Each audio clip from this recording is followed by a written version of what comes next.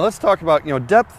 You need it because of injuries, and injuries are a big deal in football, and in, the last 5-10 years, concussions has been a big topic. Sure. And I know you've been, over the last few years, researching things because, hey, linemen, they're hitting heads every play. Sure. So let's talk about that. So much is getting brought up about concussions, and really some of the things that are going on in the NFL isn't necessarily concussions. It's CTE, and it's the repetitive subconcussive hits that's offensive line, linebacker, defensive line. So like you said, Joe, we've kind of taken a real active role in saying, let's make this game safer. And so we really made a wholesale change in what we're doing technique-wise now, up front blocking, pass protection, run blocking, and getting the head out of it and getting those subconcussive hits. Now there's going to be contact, it's a violent game, but we're just going to lessen that, and try to take some of that head out of there and using our hands more and more aggressively and more actively. Where did you start as far as finding this information? And was it clinics? Was it other coaches? How do you do this? Absolutely. On the clinic circuit, you go out there and you see some things different people are doing.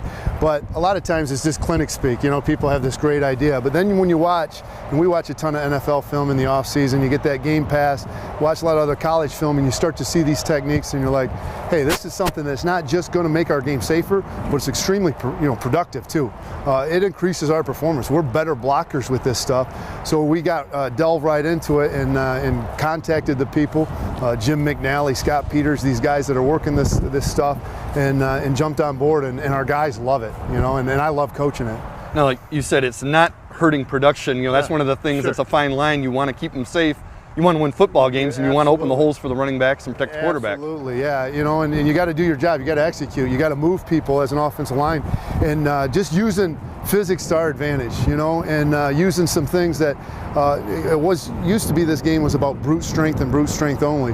Well, we've got some really intelligent guys up front. I've got two. I got a civil engineer, got a mechanical engineer, got a Zetas is going to be a doctor. These guys are brilliant guys. They've taken the physics classes. They've taken calculus. Well, let's use it, and that's what we've been doing, is using torque instead of just brute horizontal drive, using some different forces that maybe haven't been utilized in the game of football, but they're extremely, extremely productive. And you watch guys move now, we get a lot more movement, and we're not working as hard necessarily. And it's martial arts a little bit too, that concept, that idea.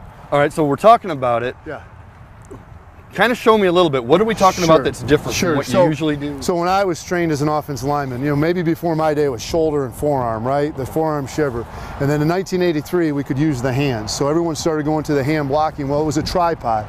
It was use the front part of your forehead basically in your two hands and horizontally drive a guy straight back. So you're getting that fit and you drive. And I'm going back. All right? So many things had to be right though. Your hips had to be lower. Your hands had to be inside. All right? But you're using that head necessarily as a weapon, as part of the block. And we said, now let's use, instead of just that horizontal drive, that everything had to go right and I had to be stronger than you, let's use vertical lift. All right, so if I take the top part of your body and separate it from the lower part of your body and lift that, now you don't have the power angle to fight my leverage, and I can take you and control you and take you wherever I want to go. All right, and then we also use a lot of this rotational force. We're talking about torque now. All right, so now I'm not even going to fight gravity with lift. I'm going to use rotational power, you've heard of centrifugal or centrifugal force, those type of things. All right, we're going to use that too, so we're not fighting gravity with lift. So just using some different ideas rather than just brute force and perfect leverage to move defenders. So this is more arms, shoulders, and your base, and taking your head out of it? No, it's hips. It's hips. It's really using my hips as my principal lever, playing long, so now my eyes are going up. So even if there is contact with my head, it's on the way up rather than directly so when you're blocking me, you're just trying to get me back. Absolutely. That old idea was shoot my hands, put my forehead in there. We called it a tripod and drive you back. Now it's use the hips to move, but vertically lift the guy to break him at the halfway point so he can't synergistically use his upper body with his lower body musculature. Does that make sense? Yeah, and you're going to take him off balance too, aren't you? Exactly. And that'll make it harder for him to reach the running back as he goes by you? Sure, absolutely. So all these things that's going to work better and keep the guys safer, there's no negative to this? No, there's no negative to it. It's just it's a totally different mindset from an offensive line coach, because we've been taught our whole life what we did was go put our face into you and knock you back.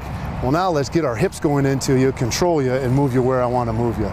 So it's really a discipline on my part to change the dogma of offensive line play. Tell me this from your standpoint as a coach, from the time you started learning this, Sure. how long did it take for you to completely buy in and totally do it, and how much of an adjustment is that for Yeah, you? there was quite a bit there because, and then, you know, we've got a head coach that wants to be physical and run the football, so there was a selling to him too that's saying, hey, this is going to move people better than the old school way, and we're going to get just the same production, but we're going to keep our kids healthier and safer. And I think he had to see it a little bit. And you know, one of the things this year was, okay, we got all these seniors. Well, they've been doing all the drills, the previous drills. Why change this year? But I think it's, you know, it's a talented group, it's a hungry group, it's a great group, and they were really sponges in absorbing it and learning it. So, yeah, there was a lot of that too, Joe. There's no question. From a player standpoint, once they buy in and see it, just the health factor alone, just keeping them out of the training room and on the football field. Oh my gosh! And hey, you know, we're in this. I'm a dad now. I've got a 6-year-old at home. You know, I'm coaching other people's sons.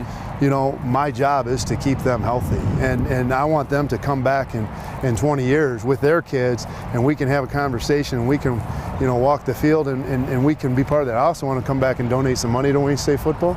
All right, so that's part of it too. No, that's just a kind of little joking side, but you know, they're young men, and they're going to be fathers, and they're going to be husbands, and let's protect them. You know, because I want, you know, the person coaching my daughter to do it the safest, best way possible down the road too. And let's be honest, like you said, hey, this is a business too, and you've got to recruit. This is a recruiting tool, not just to the player, but to mom and dad. Yeah, and, you know, and I think that's going to be a byproduct of it.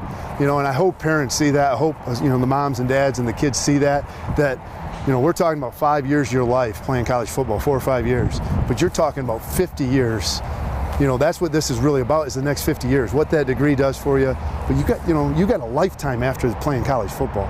So let's be safer, let's be healthier. You know, let's have a great 50 years, not just a great 5 years. Is this something you see down the road, that this generation of players, who knows how many of them, but some of them do become football coaches? Absolutely. This goes to the next one and the next one, and that this becomes the standard. Sure, I definitely hope so. You know, there's no question, because, you know, you look at what's going on in the NFL, and you know, why not? If it's just as productive, why not? You know, where is the negative? Like you said before, Joe. Absolutely. Yeah, and you know, when you hear all the things and people, hey, concussions are a big deal. It's become huge. Sure. And the naysayers get into the, hey, football doesn't have long to last if it keeps going this way. There's always going to be a way. It's just you have to find these techniques, yeah, right? and you have to evolve as a coach. I mean, football, back, you know, they were going to outlaw it because there was too many deaths. Right. You know, Teddy Roosevelt, right? So we evolved. We became smarter. We did it a better way. Let's evolve, and that's what we're doing right now. We're evolving and finding a better way for our young men, for us as a football program. Making the football team better and making them safer and healthier. Absolutely. All right. Offensive line coach Scott Wooster, going to be a physics teacher one of these days too.